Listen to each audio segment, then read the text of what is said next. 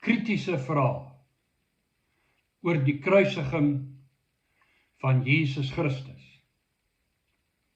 Belangrike vrae om te antwoord. Wie het Jesus gekruisig? Waarom het hulle hom gekruisig? Wat sou die gevolg wees as hulle hom nie gekruisig het nie, maar dalk eerder as koning van Israel gekroon het? Jy sien, deur die geskiedenis was daar mense wat voortdurend ander beskuldig het vir sy kruisiging. Ook sogenaamde teoloë, predikante en Christene, wat antisemitiese of semitisme dryf deur die Jode te beskuldig dat hulle verantwoordelik is vir Jesus Christus se kruisiging en dood. Slegte mense wat Jesus kon vat en kruisig. Sommige beweer dat dit 'n spul slegte Judaïseërs, wat dit ook al is, wat hom gekruisig het. Dis is alle Judaïseërs, alle Jode, slegte duiwelskinders wat die dood van die Messias veroorsaak het. Ons sou dit nie gedoen het nie, word gereken. Wel, ander beweer weer dat dit die Romeine is wat Jesus gekruisig het, omdat Pontius Pilatus, die Romeinse gouverneur, hom oorgegee het om gekruisig te word, nadat hy Jesus onskuldig bevind het, maar om politieke redes hom wel laat kruisig het, om die Jode kalm te hou en tevrede te stel. Wel, is 'n paar goed waarop ons moet let. Mense wat speel met die Judaïseërs idee, moet daarop let dat sy disippels almal Israeliete was. So ook sy ma en pa en sy broers. Dus is Jesus deur 'n Israeliet verraai. Judas Iskariot, deur 'n Israeliet verloon. Petrus, die seun van Jona, sy fisiese broers, Israeliet broers, het op daardie stadium nie in hom geglo nie. Hulle moet daarop let wat Saulus, wat later Paulus geword het, in alle waarskynlikheid as 'n Hebreër, uit die Hebreërs, uit die stam van Benjamin, en dus 'n Israeliet en 'n Fariseer waarskynlik saamgeskreeu het, kruisig hom. Die ganse Sanhedrin was Israeliete. Die owerstes oor die volk was Israeliete. Annas, Kajafas, die priesters was Israeliete. Die groot gros wat by die kruisiging bespot het, was ook Israeliete. Hulle kon Jesus egter nie kruisig nie, omdat hulle onder Romeinse heerskappy was en hulle kon bloot skreeu vra: kruisig hom asseblief tog, Pontius Pilatus. Dis was die besluit om hom te kruisig in die hande van Pontius Pilatus. En hy het die opdrag gegee dat Jesus gekruisig moet word.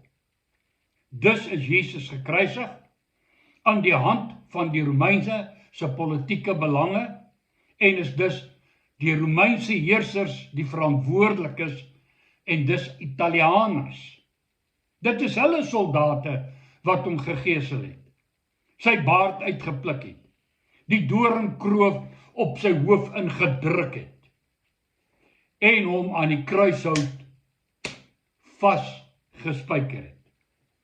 So wie's nou verantwoordelik vir sy gruweldood aan die kruis?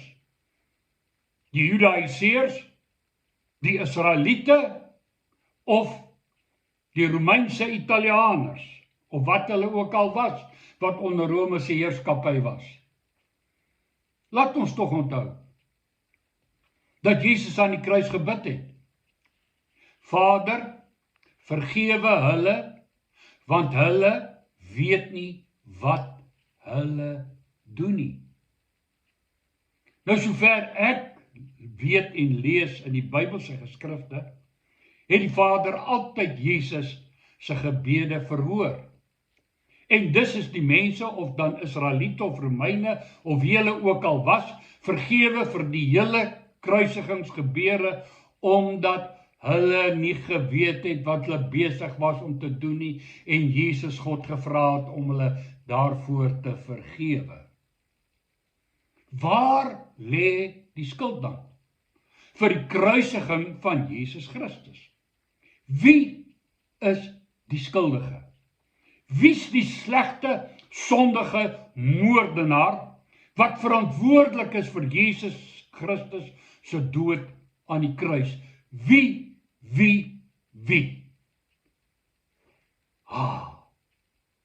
Ek ken sy naam. Ek weet wie dit is. Sy naam staan op my ID-boek.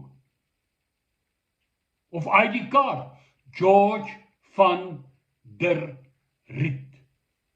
Dis ek wat verantwoordelik is vir sy pyn en sy lyding. Soos die Engelsman sê, the buck stops here.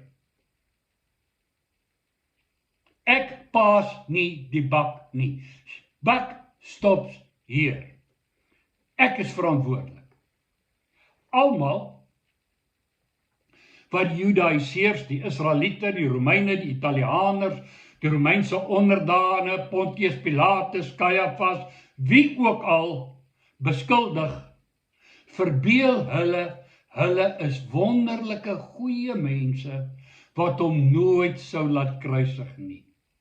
Hulle dink hulle is beter as die Judaïseërs, beter as die Jode, beter as die Israeliete, beter as Pontius Pilatus, beter as die Romeine.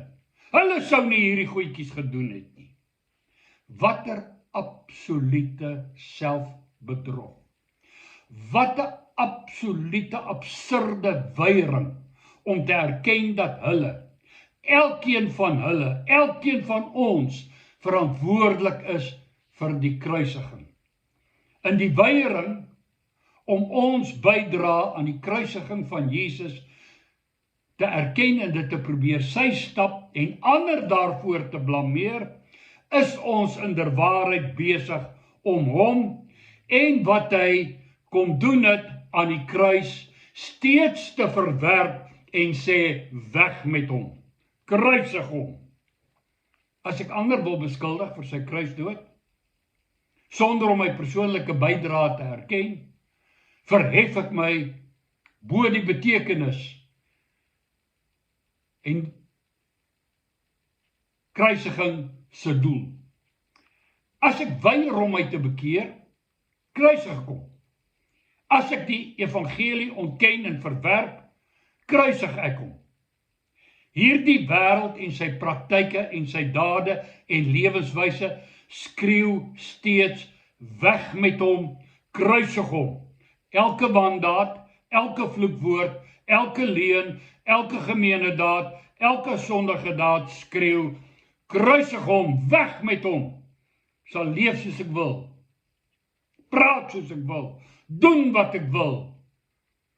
Do it my way.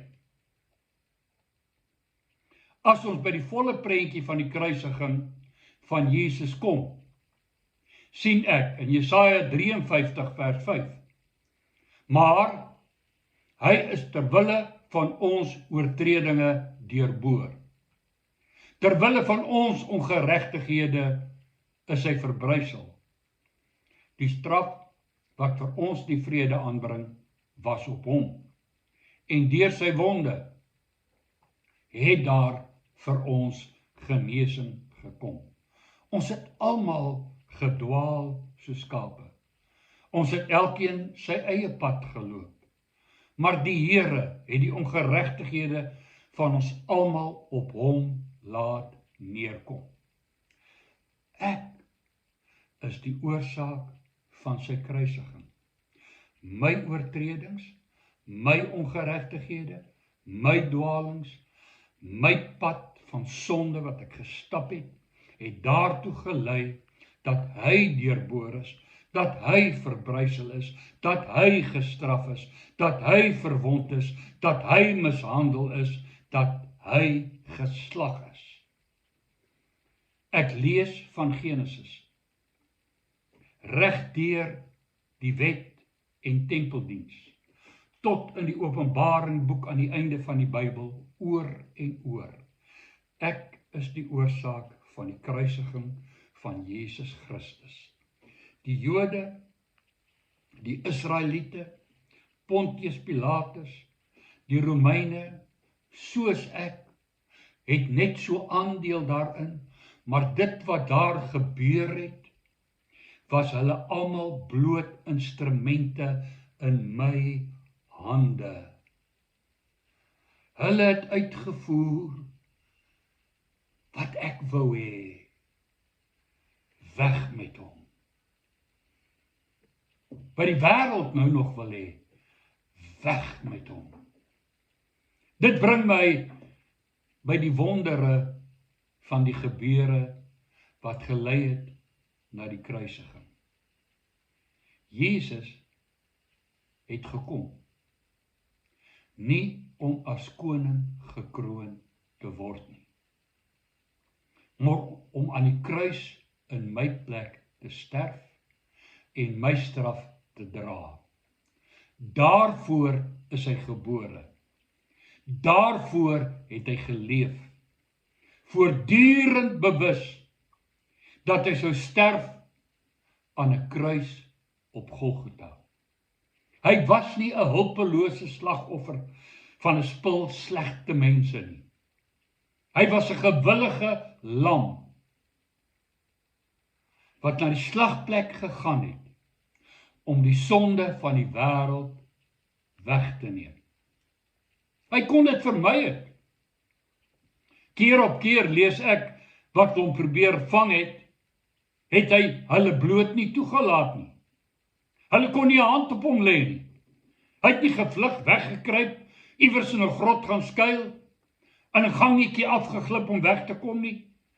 Hy het net verklaar, my tyd het nog nie gekom nie. Dan het hy tussen hulle uitgestap.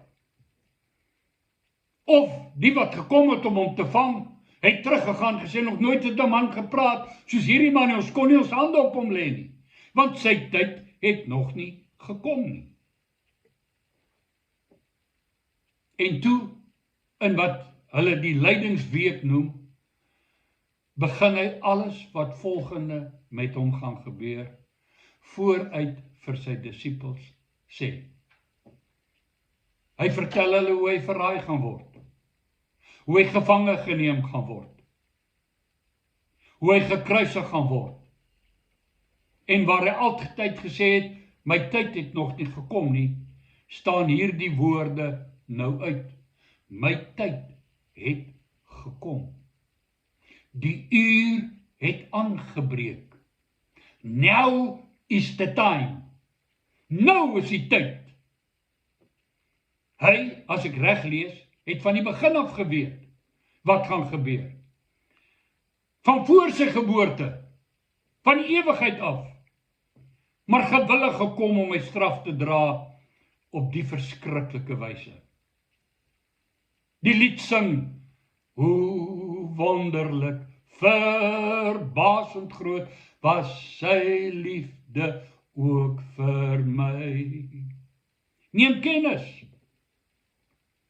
Hy het gekom om gekruisig te word. Hy het sy lewe gegee. Dit is nie van hom weggeneem nie. Hy het dit self gesê, niemand neem my lewe van my af weg nie. Ek lê dit neer. En soos hy dit neergelê het, het hy dit weer opgeneem. Want is binne sy mag, omdat hy bestaan in die krag van onvernietigbare lewe, sê Hebreërs. Hy kom eenvoudig, soos hy die dooies opgewek het met 'n woord, die wind en die see bestraf het met 'n woord. eenvoudige woord gespreek het en die ganse Romeinse en Israeliese magte en bose magte en wie weet wat vernietig het, maar hy het homself gegee om gekruisig te word. Dit was nie vir hom maklik nie. Daarom bid hy, o Vader, as dit moontlik is, laat hierdie beker by my verbygaan, maar nie soos ek wil nie. Nie dit wat my liggaam skreeu en vrees nie. U wil geskied. Die verdere wonderlike en verruklike is, dat die Vader, wat uit die hemel gepraat het, by sy doop, en gesê het, dit is my geliefde seun, in wie ek welbehae het, luister na hom. Dat die Vader na Golgotha, die geeseling, die tuin van Getsemane kyk, die spykers in sy hande en sy voete, die kroon op sy kop, die houe op sy rug, die baard wat uitgepluk word.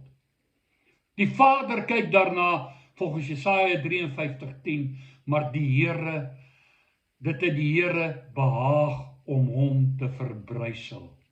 Hy het hom krank gemaak, as sy siel 'n skuldoffer aangebied het. Sal hy 'n nakroos sien. Hy sal suksesvol wees in wat hy aan daardie kruis kom bereik het. Dit is oorweldigend. Die Vader het hom gestuur. Die Vader het hom gegee om gekruisig te word. Die Vader het hom verbrysel en het dit met behaag gedoen. Terwille van my, sodat ek vergewe, gered en verlos kan word. My redding, my vergifnis, my verlossing het sy dood geëis. En terwille van my het God te behaag gehad daarin om sy seun te gee.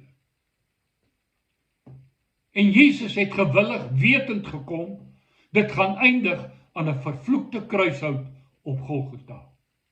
Dit alles vir my.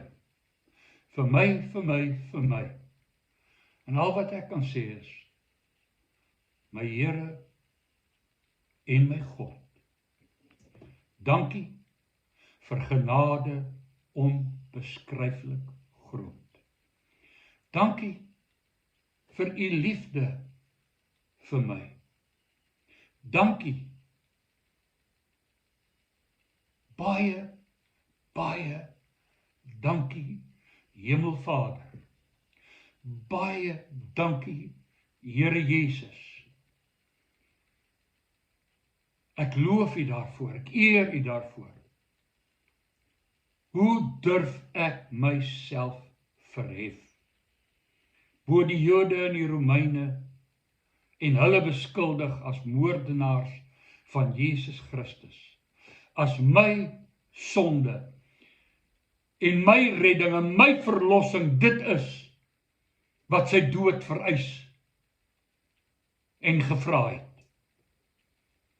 Terwyl hulle nie eers geweet het wat hulle besig was om te doen nie. En hulle in elk geval daarvoor vergewe is op grond van Jesus se gebed. Vader, vergewe hulle, want hulle weet nie wat hulle doen nie.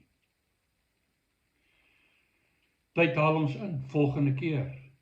Waarom het hulle hom laat kruisig? En dan, wat sou die gevolg gewees het, as hy as koning deur hulle gekroon is? Hulle wat ander beskuldig vir sy dood